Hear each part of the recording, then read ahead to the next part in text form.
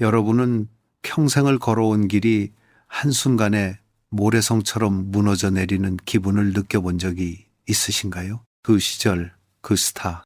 오늘 저희가 나누고 싶은 이야기는 화려한 조명 아래 선스타의 성공담이 아닙니다. 정직과 신뢰를 생명처럼 여겼던 한 여성이 감당해야 했던, 차마 입 밖으로 내지 못했던 수만 갈래의 눈물에 대한 기록입니다. 완벽한 커리어 우먼의 상징이었던 김주하 앵커, 그리고 그녀의 삶을 뒤흔든 배신의 그림자.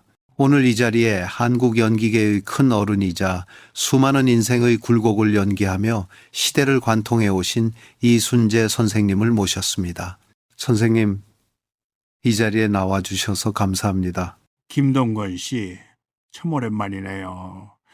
사실 이 이야기를 전해 듣고 마음이 참 무거웠습니다. 우리 같은 노인들에게는 명예와 신뢰가 목숨보다 귀한 것인데, 한 사람이 10년이 넘는 세월 동안 그 무거운 짐을 혼자 짊어지고 뉴스를 전했다는 것이 얼마나 고통스러웠을지 감히 상상조차 안 됩니다. 오늘은 배우 이순재가 아니라 그저 시대를 먼저 살아온 한 할아버지의 마음으로, 그리고 누군가의 아픔을 지켜본 목격자의 심정으로 조용히 그 깊은 속내를 들여다보고 싶습니다. 우리가 알고 있던 사실 너머에 사람이 사람을 속인다는 것이 얼마나 잔인한 일인지에 대해 말이죠. 이순재 선생님, 우리가 기억하는 이 비극의 시작은 2004년 어느 조용한 교회였습니다. 한 어머니가 나타나 자신의 아들을 전도해달라며 한 여성에게 다가갔고, 거기서 건네진 서류에는 미혼이라는 두 글자가 선명히 박혀 있었죠. 사실 우리 세대에게 교회나 성당에서 만난 인연은 그 자체로 거룩한 약속이나 다름없지 않습니까? 그런데 그 모든 시작이 정교하게 위조된 서류에서 비롯되었다는 사실을 마주했을 때 선생님께서는 그 무너져 내리는 신뢰의 무게를 어떻게 느끼셨는지 궁금합니다. 특히나 체면과 예우를 중시하는 우리 사회에서 그런 배신은 단순한 거짓말 이상의 의미가 있지 않을까요? 김동건 씨, 그건 단순한 거짓말이 아니라 한 사람의 영혼을 통째로 낚아챈 범죄입니다. 우리 나이대 사람들은 사람을 볼 때 그 부모를 보고 그 사람이 다니는 곳을 보지 않습니까? 교회라는 성스러운 공간에서 어머니라는 존재가 직접 나서서 아들의 혼인 여부를 속였다는 것은 애초에 그 결혼이 사랑이 아닌 거대한 기획이었음을 말해주는 것이죠. 배우로서 수천 개의 대본을 봤지만 이렇게 비정한 악역은 본 적이 없습니다. 첫 만남에서 아들의 신상 명세서를 꺼내들고 싱글이라고 강조했다는 그 대목에서 저는 소름이 돋았습니다.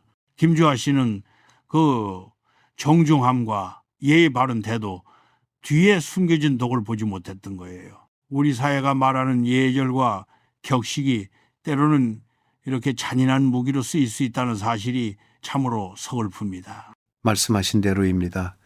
김주하 씨는 그저 전도를 해달라는 그 간곡한 부탁에 마음을 열었을 뿐인데 그것이 10년이 넘는 지옥의 입구일 줄은 꿈에도 몰랐을 겁니다. 결혼이라는 건 두 사람만의 약속이 아니라 양가 가문의 결합이고, 특히나 대중의 사랑을 받는 앵커라는 직업을 가진 이에게는 그 결합의 무게가 남달랐을 텐데요.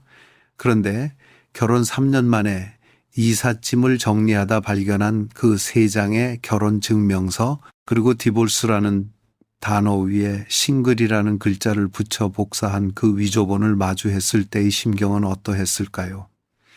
선생님께서는 오랜 세월 가정을 지켜오신 가장으로서 그런 근본적인 기만을 어떻게 바라보십니까? 그건 말이죠. 눈앞의 세상이 흑백으로 변하는 충격이었을 겁니다. 서류를 위조했다는 것은 단순히 과거를 숨긴 게 아니라 현재의 모든 순간을 가짜로 만들었다는 뜻이거든요. 자기가 낳은 아이의 아버지가 사실은 결혼 직전까지 유부남이었다는 걸 알았을 때 그 배신감은 신을 원망하고 싶을 만큼 컸을 겁니다. 그런데도 김주아 씨는 참았습니다. 왜 그랬을까요? 부모님께 실망을 드리고 싶지 않아서, 그리고 이미 태어난 아이에게 온전한 가정을 주고 싶어서였겠죠. 우리 한국의 여성들, 특히 예우를 아는 이들은 자기 고통보다 남들의 시선과 가족의 평화를 먼저 생각합니다. 그 미련하리만큼 깊은 책임감이 결국 스스로를 갉아먹는 칼이 된 거예요. 강필구라는 남자는 그 지점을 정확히 이용한 겁니다. 아내가 가진 공인으로서의 이치, 그리고 그녀가 가진 도덕적 결벽을 인질로 잡을 셈이죠. 참으로 비통한 일입니다. 선생님 말씀을 들으니 그 참아냈던 시간들이 얼마나 적막했을지 짐작이 갑니다. 사실 김주아 씨는 기자 출신이라 진실을 파헤치는 데 능한 분이었는데 정작 자신의 삶 속에 따리를 튼 거짓은 믿고 싶지 않아서 외면했던 것일지도 모르겠습니다. 하지만 운명은 잔인하게도 그녀를 가만두지 않았고 2009년 또다시 외도 사실이 밝혀지며 3억 원이 넘는 각서를 쓰게 되는 지점까지 흘러갑니다. 선생님, 이쯤 되면 인간의 욕심이라는 게 끝이 없다는 생각이 듭니다. 한 번의 용서를 발판 삼아 더 큰 기만을 준비하는 그 심리는 무엇일까요? 사람 고쳐 쓰는 게 아니라는 옛말이 하나 틀린 게 없어요. 3억 2,700만 원이라는 돈을 내연녀에게 쏟아부으면서 각서까지 썼다는 건 이미 그 남자의 머릿속엔 가족이라는 가치는 사라지고 없었다는 증거입니다. 김주아 씨는 그걸 믿었겠죠.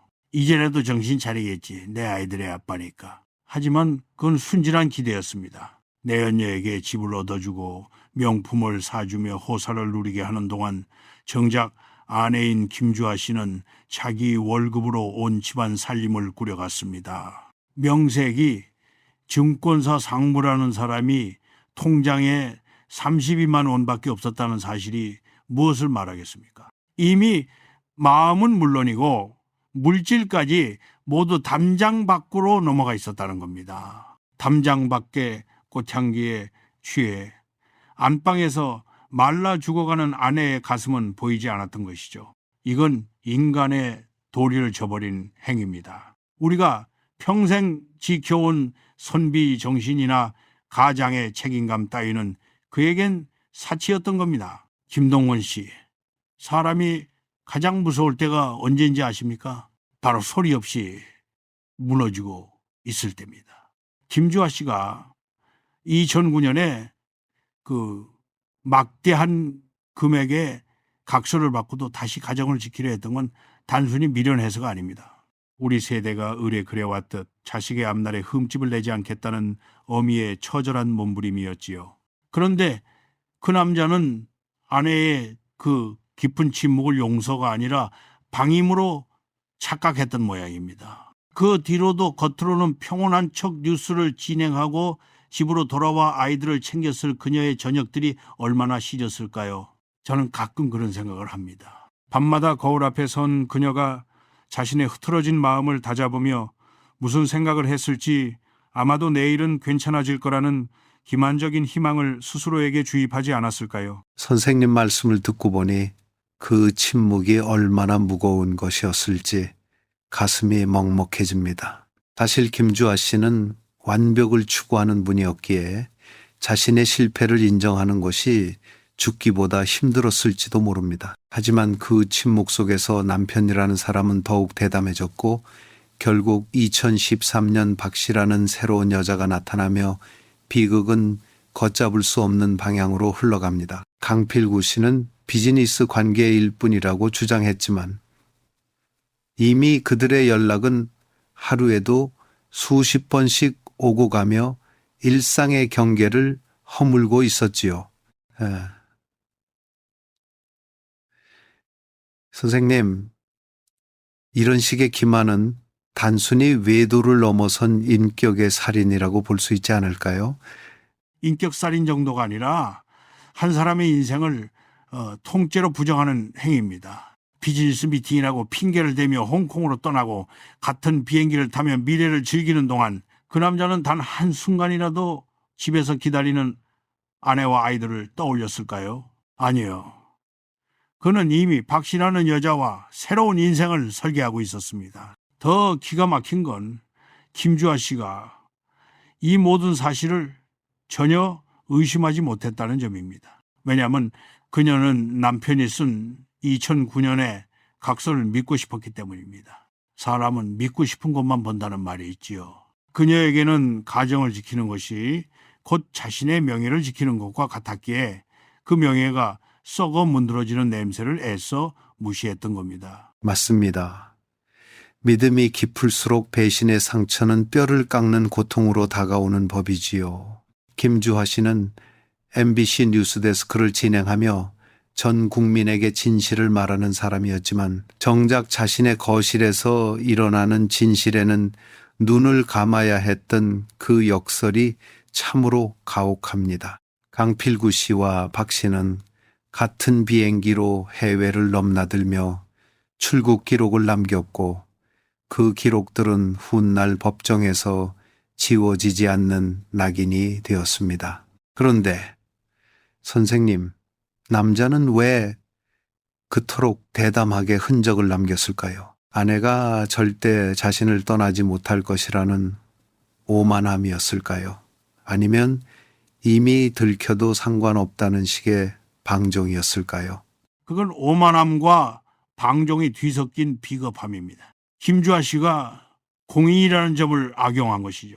설마 뉴스 앵커가 이런 추잡한 일을 세상에 알리겠느냐는 계산이 깔려 있었을 겁니다. 우리 사회에서 여자가 이혼을 선택하고 그 과정을 공개하는 것은 대단한 용기가 필요한 일이니까요. 특히나 높은 자리에 있는 사람일수록 이럴 게 많다는 걸 그는 너무나 잘 알았습니다. 그래서 비즈니스라는 방패 뒤에 숨어 마음껏 박 씨와의 관계를 키워나간 겁니다. 박 씨 또한 아담한 최후의 미인이라고 알려졌는데 두 사람이 홍콩 거리를 활보하며 찍은 사진들이나 기록들을 보면 마치 영화 속 주인공이라도 된 양 착각 속에 빠져 있었던 게 분명합니다. 남의 눈물을 비료 삼아 피운 꽃이 얼마나 오래 가겠습니까마는 그 당시 그들에겐 그 비뚤어진 사랑이 세상의 전부였겠지요. 김동건 씨, 이 대목에서 저는 가슴이 미어집니다. 김주아 씨가 친정 근처로 이사를 간 이유가 무엇입니까? 아이들을 더 잘 키우기 위해서, 그리고 새롭게 시작해보기 위해서였습니다. 16층 높이의 새 집에서 창문을 열면 시원한 바람이 불어오고 앞이 확 트여서 참 좋았다고 해요. 그런데 그 평화가 무너지는 것은 찰나였습니다. 남편의 카드 내역서에 찍힌 미용실, 네일샵, 사우나 결제 문자들, 남자가 갈 리 없는 곳들에서 돈이 빠져나가는 걸 보며 그녀의 직감은 다시 한번 깨어났을 겁니다. 기자로서의 감각이 사랑하는 남편을 수사하는 칼날로 변했을 때 그 심정이 어떠했겠습니까? 그건 정말 상상조차 하기 힘든 고통이었을 겁니다. 카드가 도용된 것 같으니 신고하자는 아내의 말에 아니 됐어라며 돌아서는 남편의 뒷모습에서 김주아 씨는 아마 거대한 벽을 느꼈을 거예요. 그리고 그녀는 직접 발로 뛰기 시작했습니다. 미용실을 찾아가고 부동산을 수색하며 진실의 퍼즐을 맞췄지요. 결국 알아낸 사실은 남편의 내연녀 박 씨가 바로 자기 집 맞은편 아파트에 살고 있다는 것이었습니다. 선생님, 어떻게 집 바로 앞에 내연녀를 살게 할 수 있을까요? 이건 단순한 외도를 넘어선 가학적인 행위 아닙니까? 이건 인간으로서 할 짓이 아닙니다. 짐승도 자기 굴 근처에서는 조심하는 법인데 어떻게 아내가 매일 내다보는 창문 너머에 내연녀의 집을 얻어줄 수 있습니까?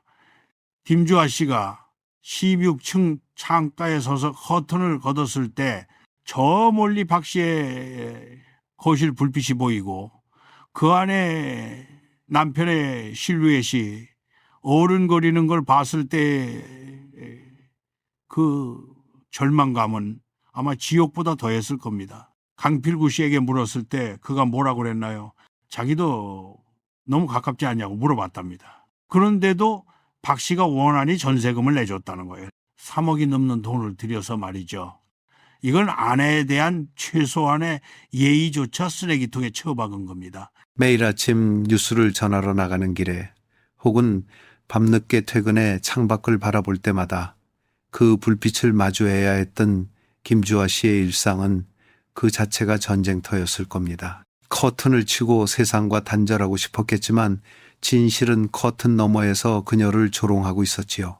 더구나 강필구 씨는 그 집에 자신의 어린아이까지 데려갔다는 사실이 밝혀졌습니다. 김주아 씨가 처음으로 김장을 하던 날 힘들어서 도와달라는 아내에게 그릇을 집어 던지며 화를 내고 아이를 데리고 나간 곳이 바로 그 앞집이었다니 선생님, 이건 정말 도저히 이해할 수 없는 대목입니다. 그날 김주아 씨는 김장을 하며 손이 부르트도록 일했을 텐데 남편은 아이를 데리고 내 연녀 집에 가서 거실에 아이를 앉혀두고 텔레비전을 틀어준 뒤 박 씨와 방으로 들어갔다는 겁니다.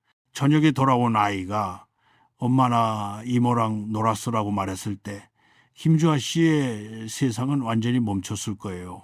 오은영 박사님도 말씀하셨지만은 자녀를 외도 장소에 데려가는 것은 부모로서의 자격이 없는 짓입니다. 아이의 순수한 기억 속에 불륜의 현장을 심어놓는 건 평생 지워지지 않는 상처를 주는 행위지요.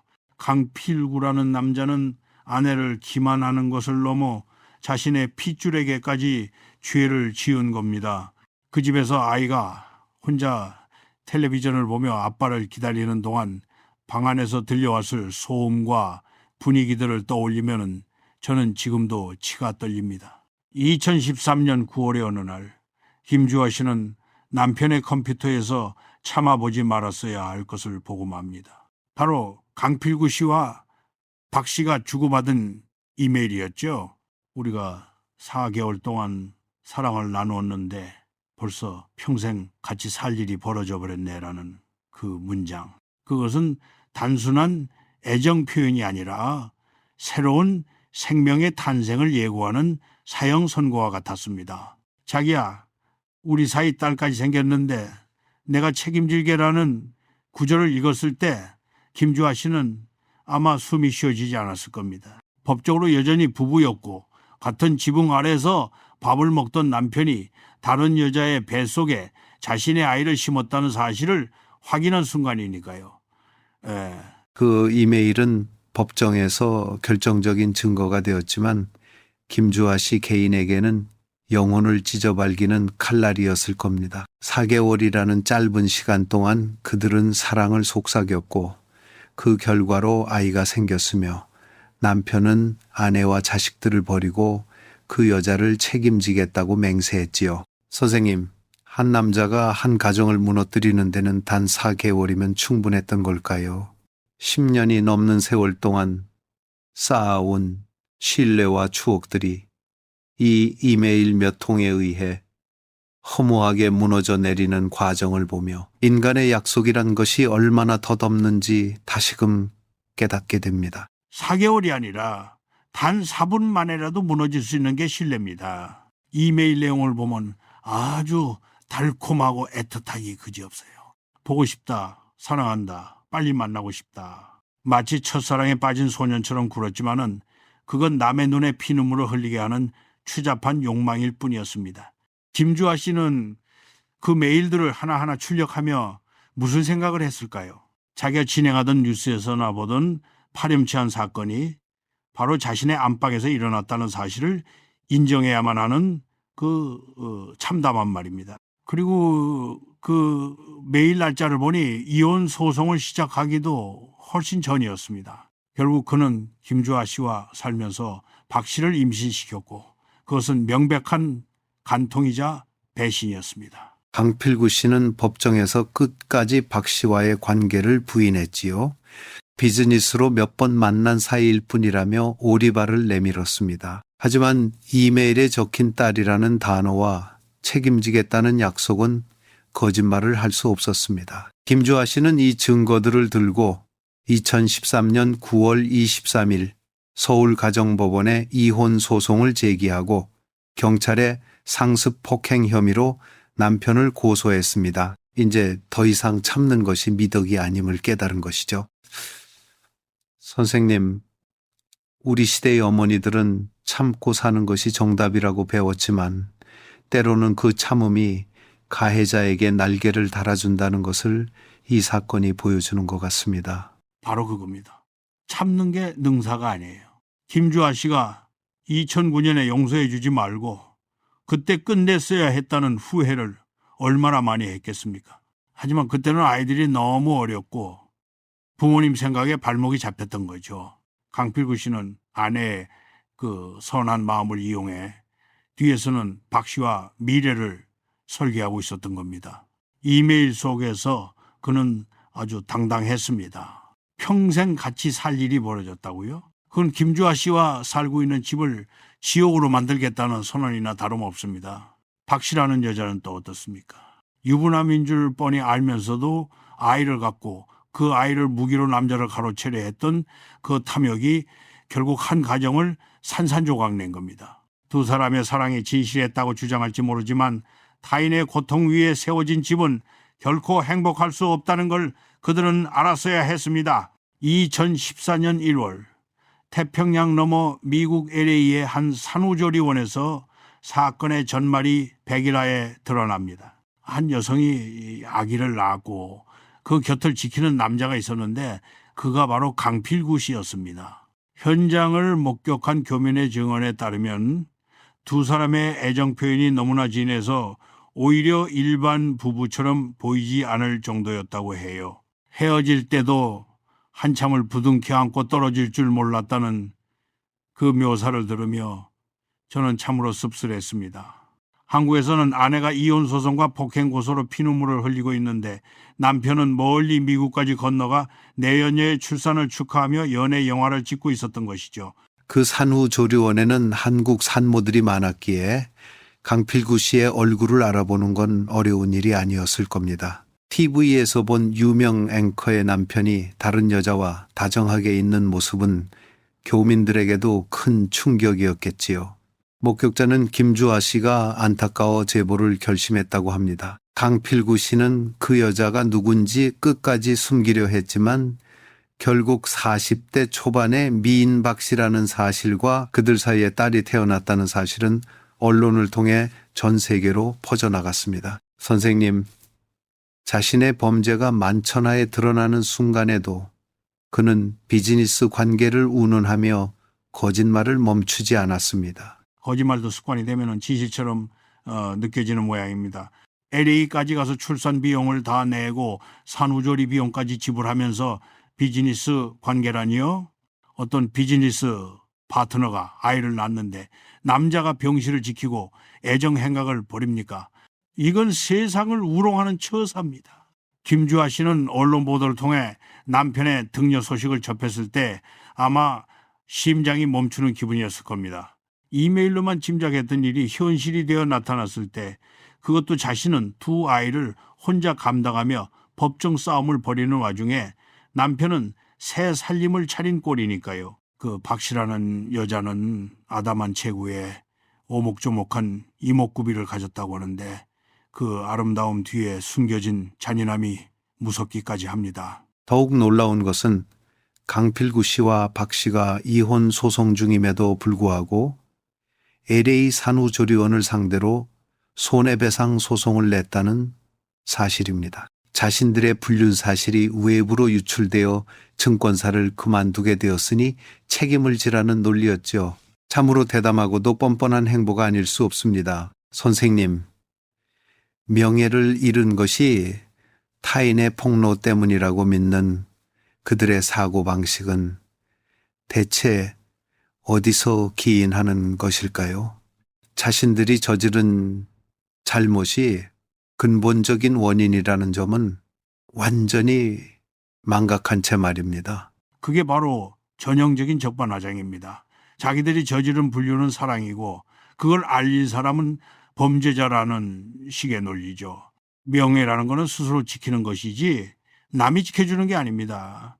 증권사 상무라는 직책을 잃은 거는 본인의 부도덕함 때문이지 산후조리원 탓이 아니잖아요. 그런데 내연녀와 손을 잡고 공개적으로 소송을 제기했다는 거는 이제 대놓고 우리는 커플이다라고 광고한 셈입니다. 김주아 씨에게는 이보다 더 큰 모욕이 없었을 겁니다. 남편이 다른 여자와 아이를 낳은 것도 모자라 그 여자와 함께 법정에 서서 자신들의 권리를 주장하는 모습을 지켜봐야 했으니까요.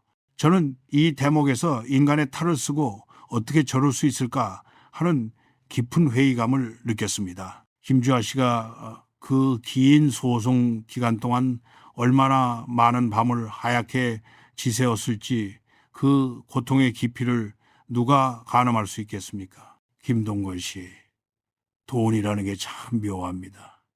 사람의 밑바닥을 가장 잘 보여주는 지표이기도 하니까요. 강필구 씨는 연봉이 3억에서 4억에 달하는 외국계 증권사 상무였습니다. 그런데 이혼 소송 과정에서 드러난 그의 통장 잔고가 얼마였는지 아십니까? 단돈 32만 원이었습니다. 1년에 몇 억을 버는 사람이 통장에 10만 원짜리 3장만 남겨두었다는 건 그 많은 돈이 어디론가 계속해서 흘러나갔다는 뜻이지요. 반면 김주아 씨는 자신의 연봉 1억 원으로 온 집안 살림을 꾸리고 아이들 교육비를 내며 억척스럽게 살았습니다. 정작 돈을 버는 남편은 밖에서 내연녀들에게 수억 원을 쏟아붓고 있었던 겁니다. 2009년 각서에 적힌 3억 2,700만 원이라는 금액이 떠오릅니다. 내연녀에게 준 선물, 전세금, 용돈들을 합친 금액이었죠. 강필구 씨는 아내에게는 생활비를 줬다고 주장했지만 실상은 김주아 씨의 월급이 가계의 주축이었습니다. 남편의 월급 통장을 아내가 관리하기로 했음에도 불구하고 저축이 전혀 되지 않았던 이유가 이제야 설명이 됩니다. 그는 아내 몰래 돈을 빼돌려 박 씨와 같은 여자들에게 바치고 있었던 것이지요. 선생님, 한 가정의 가장이 아내를 경제적으로 착취하면서 밖에서는 호인 노릇을 했다는 사실이 참으로 비루하게 느껴집니다. 비루하다 못해 추악한 일이죠. 김주아 씨는 남편을 믿고 자기 돈을 써가며 가정을 지켰는데 남편은 그 틈을 타서 자산을 도피시키고 내연녀의 배를 불려주었습니다.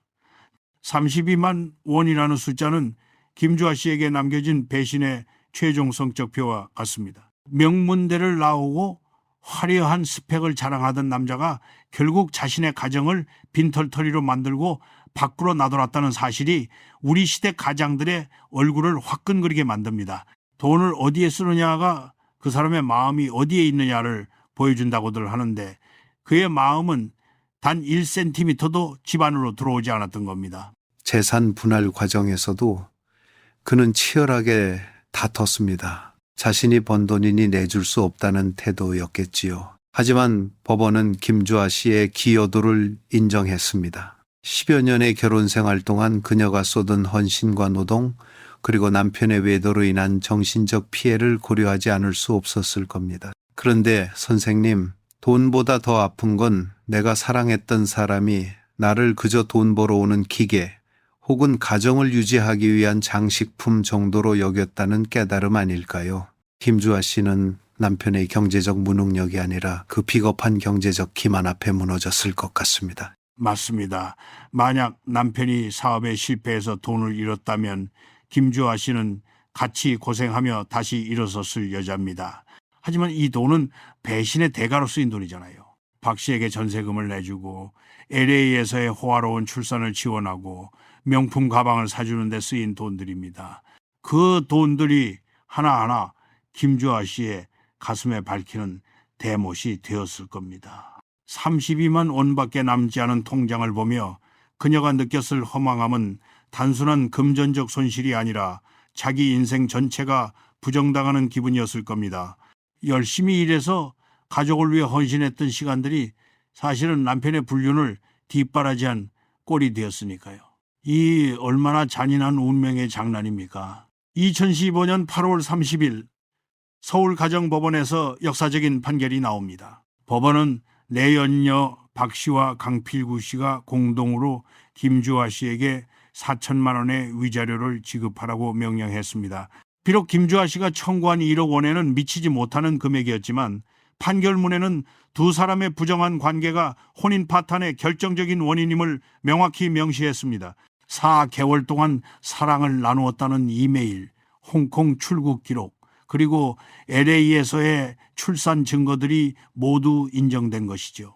법적으로 그들의 불륜이 공인된 순간이었습니다. 4천만 원이라는 금액이 김주아 씨가 겪은 고통에 비하면 턱없이 부족해 보이지만 진실이 승리했다는 점에서 큰 의미가 있다고 봅니다. 박 씨라는 여자는 끝까지 신분이 밝혀지지 않았지만 법원의 기록 속에는 한 가정을 파괴한 주범으로 영원히 남게 되었습니다. 선생님, 위자료라는 것이 상처받은 마음을 치유해 줄 순 없겠지만 적어도 누가 가해자이고 누가 피해자인지를 세상에 공표하는 역할은 하지 않습니까?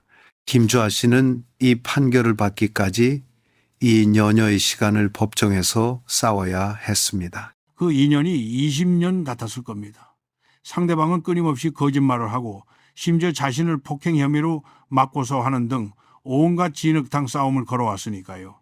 4천만 원이라는 돈, 그게 강필구 씨 같은 사람에게는 큰 돈이 아닐 수도 있습니다. 하지만 판결문에 적힌 부정한 관계라는 네 글자는 평생 그들을 따라다니는 주홍글씨가 될 겁니다. 박 씨는 40대 초반에 미모를 가졌을지 모르나 법적으로는 타인의 가정을 파탄낸 인물로 낙인 찍혔습니다. 김주아 씨는 이 판결을 통해 비로소 남편의 망령에서 벗어날 수 있는 최소한의 발판을 마련한 셈입니다. 판결 이후 강필구 씨는 증권사 상무직에서 물러났고 대중의 시선에서 사라졌습니다. 하지만 그가 박 씨와 함께 LA 산후조리원을 상대로 소송을 냈던 것을 보면 두 사람의 관계는 쉽게 끊어지지 않았던 것 같습니다. 어쩌면 그들은 자신들만의 세상에서 승리했다고 믿고 있을지도 모르겠습니다.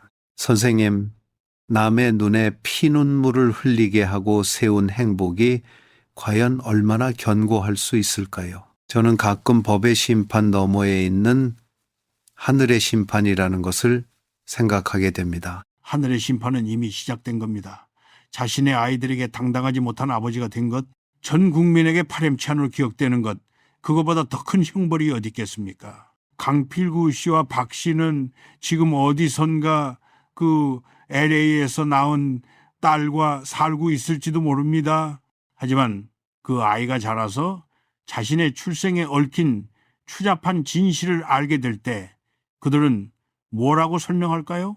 사랑이었다고 말할까요? 아니요, 그건 사랑이 아니라 탈취였습니다. 김주아 씨는 4천만 원을 받고 그들을 용서한 것이 아니라 그들의 수준 낮은 삶에서 자신을 완전히 분리해낸 겁니다. 그것이 진정한 승리입니다. 시간이 흘러 2025년 12월 우리는 텔레비전 화면 속에서 낯선 김주아 씨를 보게 됩니다. 늘 질문을 던지던 그녀가 게스트 자리에 앉아 오은영 박사님과 마주했죠. 그리고 10여 년간 가슴 깊이 묻어두었던 그 참혹한 이야기들을 하나하나 꺼내놓기 시작했습니다. 유부남에게 속아 시작된 결혼부터 위조된 서류, 남편의 상습적인 폭행, 그리고 앞집에 살던 내연녀와 LA에서의 출산까지 그녀는 담담하게 말했지만 그 목소리에는 억눌린 슬픔이 진동했습니다. 왜 이제야 이 모든 것을 말하게 되었느냐는 질문에 그녀는 이렇게 답했죠. 제 이야기를 하지 않으면서 남의 이야기를 끌어낸다는 게 말이 안 된다고 생각했다고요. 그 방송은 정말 많은 이들의 가슴을 울렸습니다. 특히나 오은영 박사님이 김주아 씨의 손을 잡으며 정말 좋은 친구를 뒀네요 라고 말했을 때 김주아 씨가 눈물을 쏟던 장면이 잊히지 않습니다. 앵커라는 가면을 쓰고 강한 척 살아야 했던 세월 동안 그녀에게 필요했던 건 비난이나 동정이 아니라 고생했다는 따뜻한 위로 한마디였을 겁니다. 선생님, 사람이 자신의 부끄러운 과거와 상처를 대중 앞에 공개한다는 건 엄청난 용기가 필요한 일이지요. 특히나 한국 사회에서 공인으로 살아가는 여성에게는 더욱 그렇습니다. 그건 용기를 넘어선 자기 구원입니다. 10년 넘게 가슴에 얹혀있던 돌덩이를 비로소 세상 밖으로 던져버린 거예요. 오은영 박사님과의 대화는 단순한 토크쇼가 아니라 일종의 살풀이 같았습니다. 자기가 속았다는 사실이 부끄러워 숨겼던 시간들, 아이들을 위해 참아야 했던 고통들을 고백함으로써 그녀는 비로소 과거의 김주아와 작별한 겁니다. 박사님이 말씀하셨죠. 당신 잘못이 아니라고. 그 한마디가 그녀에게는 수십억 원의 재산 분할보다 더 소중했을 겁니다. 우리 노인들도 그 방송을 보며 많이 울었습니다. 자식 같은 마음으로, 동생 같은 마음으로 그녀의 등을 어루만져주고 싶었지요. 김주아 씨는 이제 자신의 고통을 발판 삼아 다른 사람들을 돕고 싶다고 했습니다. 재단을 만들고 책을 써서 자신처럼 힘든 시간을 보내는 여성들에게 희망을 주고 싶다는 포부를 밝혔죠. 배신과 기만으로 점철된 과거를 생산적인 미래로 바꾸려는 그녀의 의지가 참으로 경이롭습니다. 선생님, 고통이 단순히 아픔으로 끝나는 것이 아니라 타인의 아픔을 어루만지는 약이 될 수 있다는 걸 김주아 씨가 몸소 보여주고 있는 것 같습니다. 바로 그게 인생의 묘미입니다. 썩은 걸음에서 가장 아름다운 꽃이 피어나는 법이니까요. 강필구와 박씨라는 오물이 그녀의 인생을 덮쳤지만 그녀는 그 오물을 딛고 일어나 더 단단한 나무가 되었습니다. 이제 그녀는 더 이상 배신당한 아내가 아닙니다. 고난을 이겨낸 승리자이자 진실의 힘을 믿는 언론인으로 우뚝 섰습니다.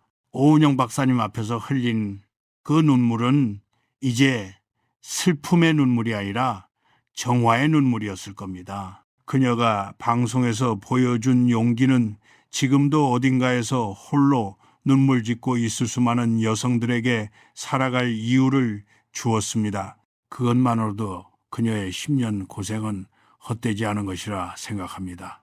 김동건 씨, 이제 김주아 씨의 눈빛이 달라졌습니다. 2025년에 그녀는 더 이상 누군가를 의심하거나 두려워하지 않는 눈을 가졌더군요. 두 아이를 훌륭하게 키워냈고 방송인으로서의 입지도 굳건히 지켰습니다. 남편의 외도로 13억 원에 가까운 금전적 피해를 입었다고 하지만 그녀는 그보다 더 가치 있는 영혼의 자유를 얻었습니다. 이혼 후 혼자 아이들을 키우며 방송에 나가 웃어야 했던 그 고단한 나날들이 그녀를 강철처럼 단단하게 만든 것이죠. 저는 그녀가 이제야 비로소 진짜 자신의 인생을 살고 있다고 믿습니다. 맞습니다. 고난은 사람을 부러뜨리기도 하지만 어떤 이들에게는 더 깊은 뿌리를 내리게 하는 법이지요. 김주아 씨는 이제 MBN에서 자신의 이름을 내건 토크쇼를 진행하며 타인의 고통을 깊이 있게 담아내고 있습니다. 자신이 아파봤기에 남의 아픔을 보는 눈이 생긴 것이지요.